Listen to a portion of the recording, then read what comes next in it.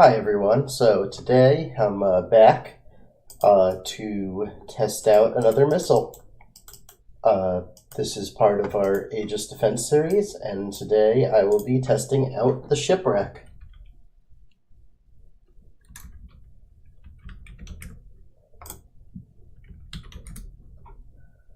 So, just by having a name Shipwreck makes a missile sound really, really scary. So, is it scary? I think the short answer to that question is yes, although it is out of date, so I don't know if it'll be as effective as, say, Brahmos. We'll just see at least how well it's, how scary it is in game. Of course, disclaimer, this is in game, so anyone who says that, oh, it would kill something in real life, maybe it will, maybe it won't, I have absolutely no idea. And lucky for us, the Cold War never turned hot. I will say this, for its time, it was big, fast, and yes, scary. Very, very scary. The missile itself came in a nuclear and non-nuclear missile. So in a second I'll see what we're talking about. Oh, it looks like this version of it does not have... I know for a fact they did have a nuclear version though. Okay. So back in 1984, they had the nuclear version, which I believe is more or less the same missile. The only difference is nuclear warhead versus conventional warhead. So let's look at the stats. It's one of those big-ass missiles, 7,360 kilograms. Big, big, big missile.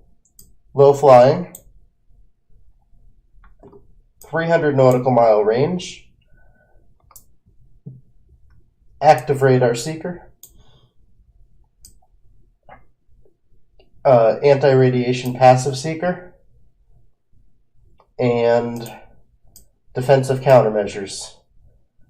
The idea that this missile had defensive countermeasures back then, this was basically, they were trying to just maximize their chances of these missiles having a chance of hitting. So they would try to just blitz the enemy air defense, and if those countermeasures pull out a second, we'll see how fast they go. And yeah, they really would blitz missile defenses, or at least that was the plan. 750 kilogram warhead. It's pretty big. I mean, not for the size of the missile, but I think just this crashing into something at supersonic speeds is scary enough. The fact it's going to go boom afterwards. And yeah, I think it's safe to say that warhead probably would have killed a cruiser in one hit. Certainly, if it hit certain parts of a carrier, would not only achieve a mission kill, but probably wipe out most of the air wing. That carrier, if it survives, is going back to port. So, let's see here. Properties, home on jam, terrain following, search pattern, bearing only launch, weapon INS navigation, level cruise flight. Okay. Targets, surface ships. That is the one thing, though, I think the Soviet Navy and a lot of other navies, their assets were all designed to sink enemy ships. They were not meant to bombard shores like ours were. I think our strategy was that we were going to win a naval war, or at least we thought we would, and then we would use our navy for offensive purposes, where their whole doctrine seemed to revolve around, if they can't beat our fleet, they better sink it before they can do too much damage. So I think the Soviet Navy thought that they would lose for sure, just bloody our nose really, really badly first. Okay, so let's take a look. This is a surface skimmer, so I don't even know why it has these, but 1050 knots, Mach 1.6 almost, 300 nautical mile range. That is not bad. It's not as fast as the Brahmos, but it's still pretty damn fast, and yeah, scary. Okay, so the usual. Let's turn on God's Eye View, put in our Ticonderoga.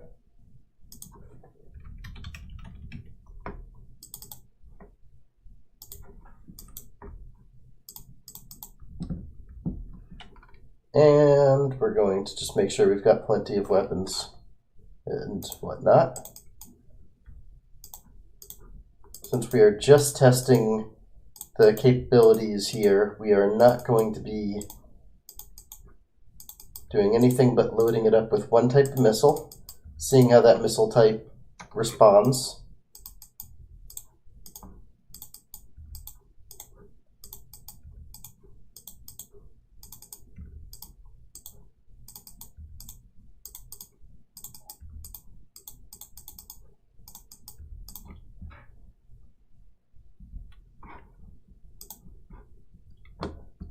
So the first test, the ESSM, we've all seen everything there is to see about the ESSM in previous videos, so I'm going to spare us going through and taking a look at the ESSM all over again. So I'm going to predict right now the Ticonderoga is going to prevent all of these shipwrecks from getting close. Most definitely is going to shoot them all down in game.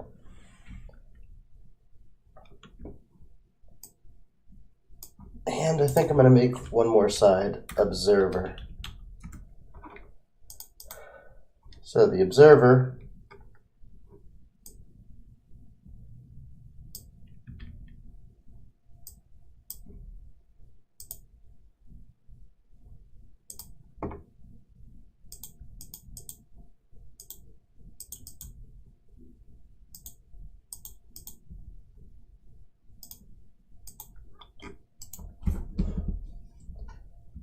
is just so I don't get harassed by those multiple missile warnings here.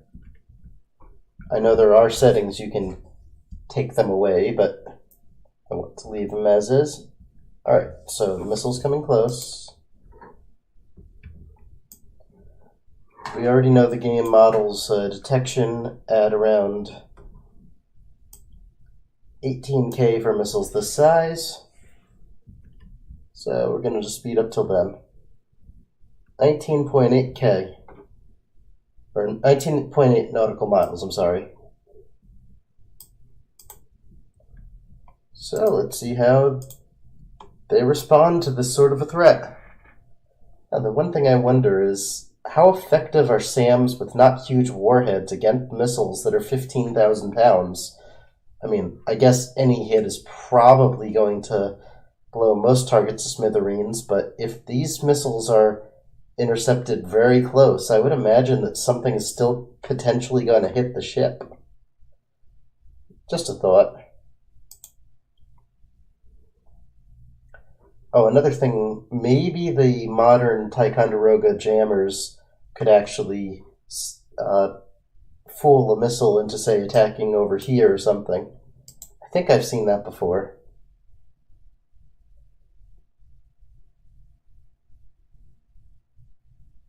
Wow, there's a lot of misses here.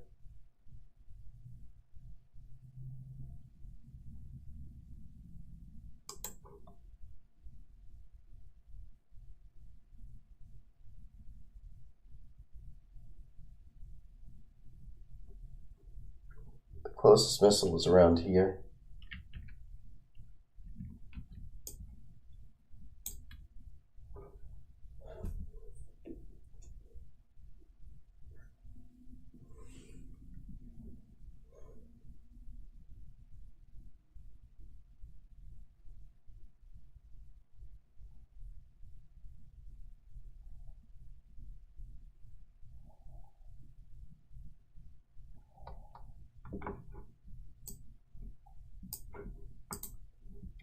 So 20 shipwrecks were shot down by 34 ESSMs.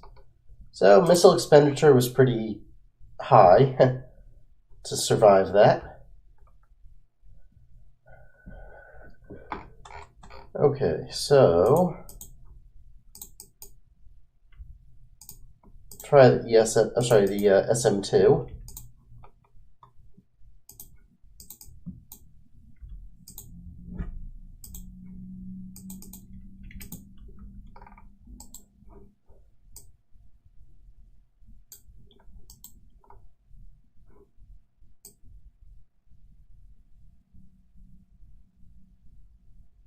Oops, wrong one.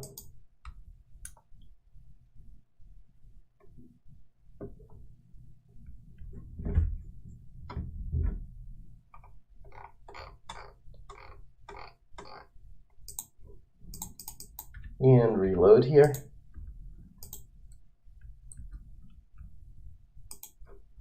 And fire again.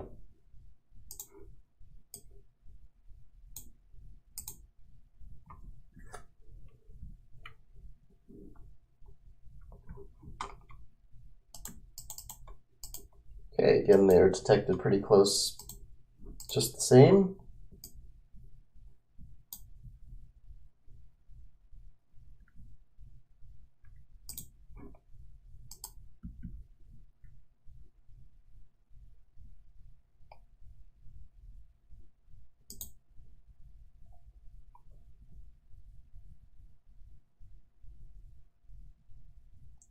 I think these are going to do better with their IR seekers. There's no chance of being fooled.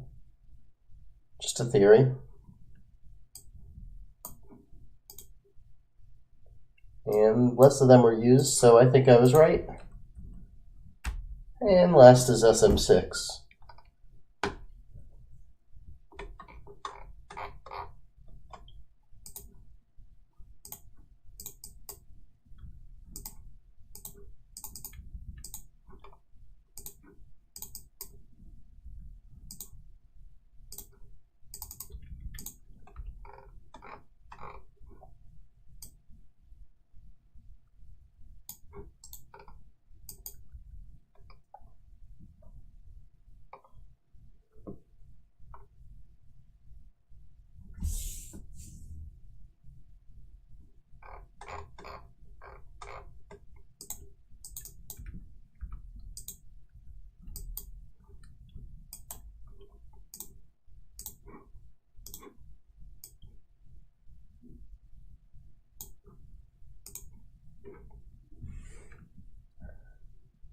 Obviously, the SM6 has a really high chance of intercepting just about anything.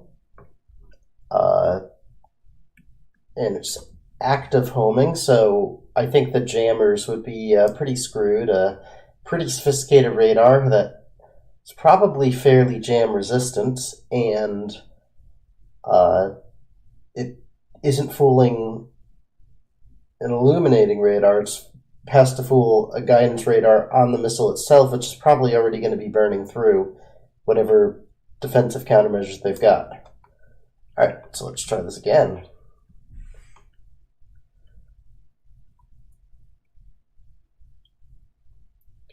But also, these missiles are going to be very good if they miss just hitting the next target in line.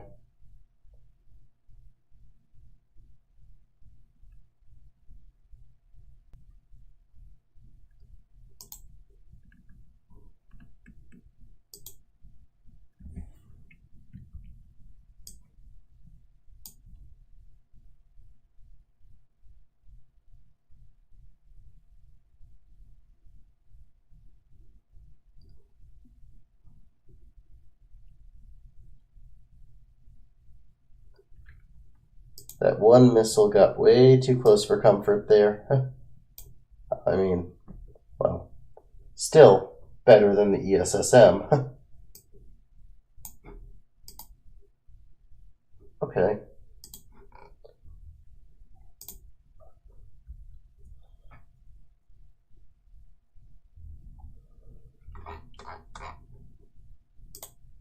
So far, no Ticonderogos were harmed in the making of this video. We need to change that.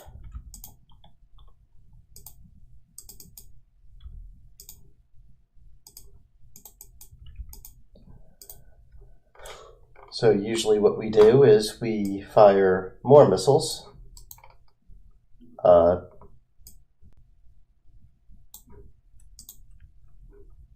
Oops, wrong one. So, let's see if we could saturate those defenses.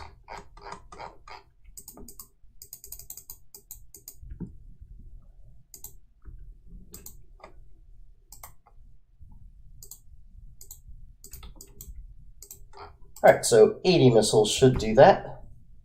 If 80 missiles can't do it, then, well, then I don't think the Soviet Navy would be very scary. Now, in real life, I am fairly confident that 80 missiles would mean a very dead Ticonderoga, but hey. Now, one other thing I'm going to do, we know about how many missiles it takes to stop a salvo of 20. I'll just leave that alone. I'm not going to be concerned about expenditures anymore. In this case, I think it's safe to say that most aircraft would run out of missiles before they could stop this sort of attack. It's a lot of missiles coming in. Actually, I'm going to reset it anyway just to...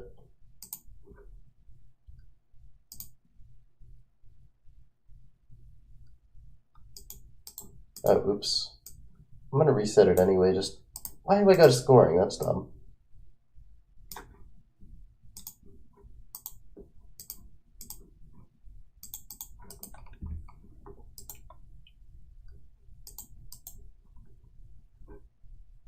Ten nautical miles, that's in trouble.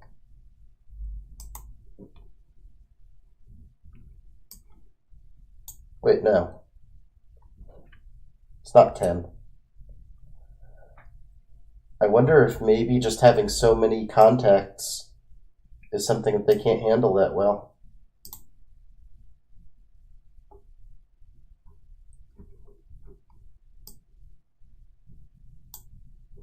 Okay, so now we know they're starting to see contacts at the proper distance.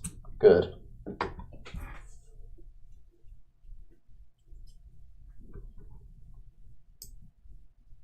Just watch as the observer.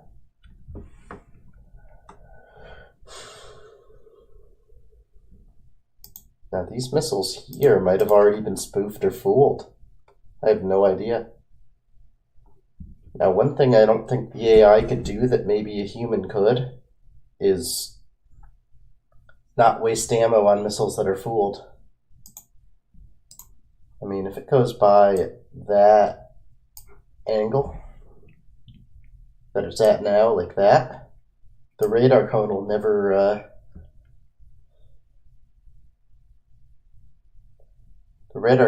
see it. Now, if the missiles have any sort of data link, then it'd be pretty dangerous.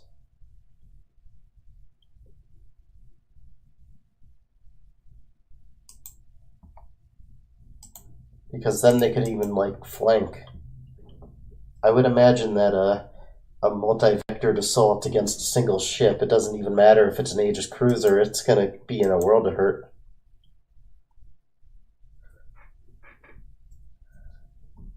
That is a lot of missiles. Is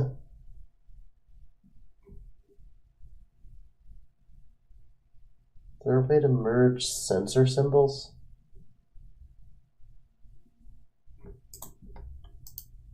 I'll leave them for now just so I can identify individual missiles, I guess. I think there's a setting, I just forgot where it is.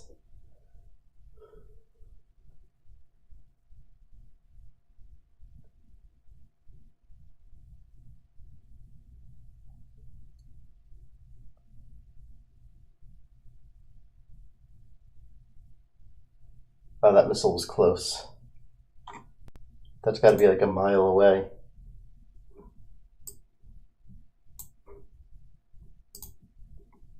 And looks like Phalanx was shot at least once there. Ouch.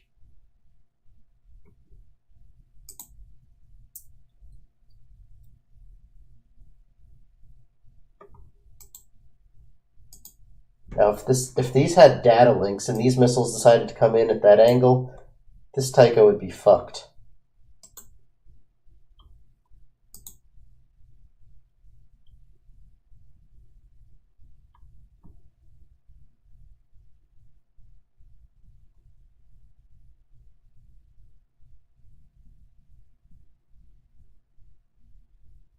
What? Oh, I thought it was dead there for sure. Wait, it might actually survive. Holy shit.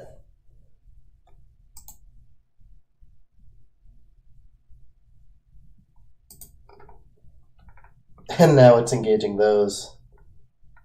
Is that it? Wait. Oh my god.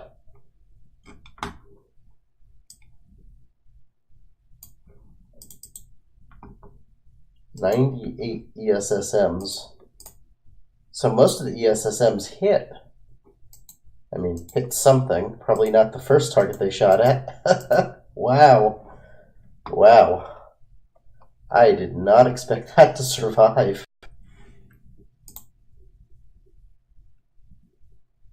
Okay. That was shocking. Now, most Taikos probably wouldn't have quite that many SAM, but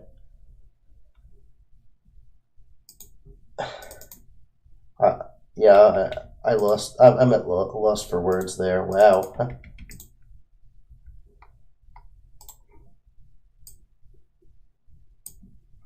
Oops, wrong one.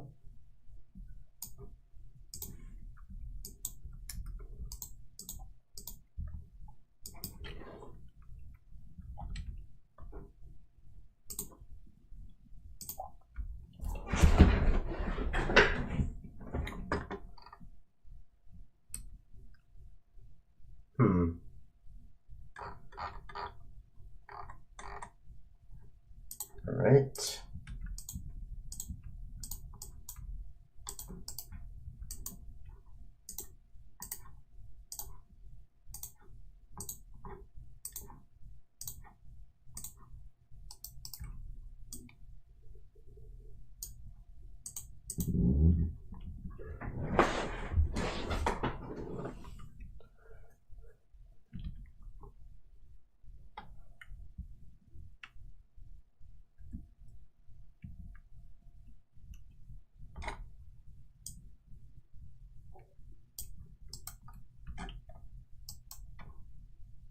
Okay, let's look at this from the observer.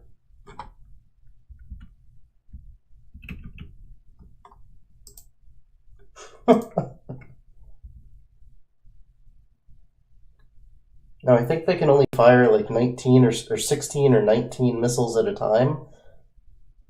I wonder if that'll come into play.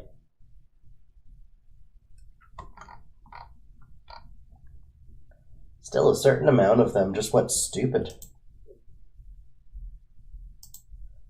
I can't help but wonder if maybe there's something advanced on Ticonderogas that the game is modeling that says it would fool older generations of missiles. I'm really not sure. I mean, I would imagine that's what the anti-radiation passive seeker is for on these, is so that I'm having a hard time believing this. What the hell?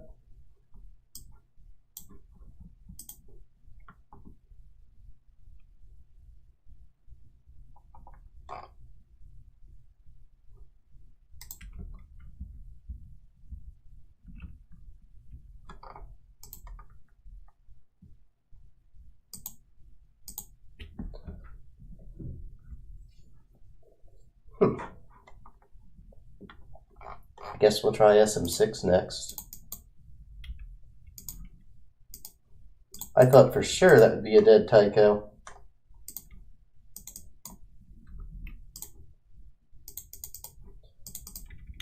So my honest opinion about, in real life, the Russian missiles here is,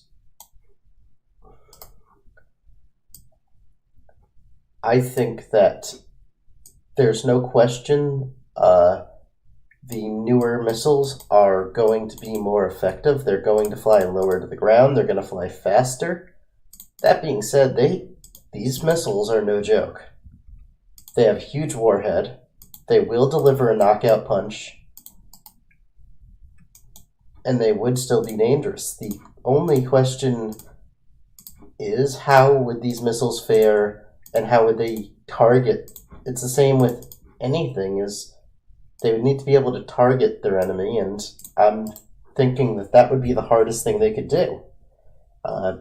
You're going to have to spot a carrier group, which is going to have a carrier air wing denying any aircraft from just getting close. I mean, maybe satellites, but can they launch a missile and get a lock based on that? I honestly don't know.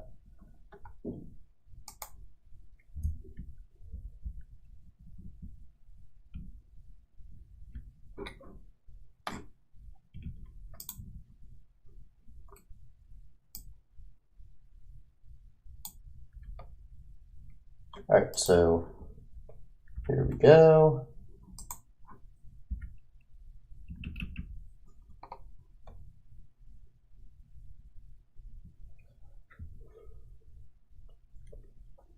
Now, I would imagine with computing changes since the Cold War, the capability to respond faster is an actual thing, and maybe the original Aegis systems couldn't respond this fast. I really don't know, but I would have thought that a salvo of 20 of those missiles combined with whatever else was firing all of its salvos in a flotilla would probably have succeeded in overwhelming most of the carrier defenses of the time. Maybe what I should try is making a carrier group from like 1980s or something and seeing if that would at least be taken out by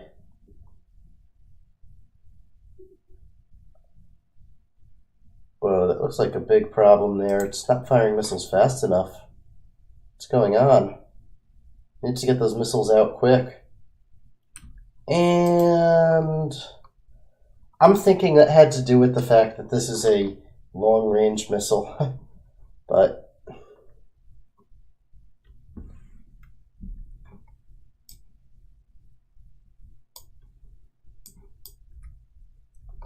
only 9 missiles left, so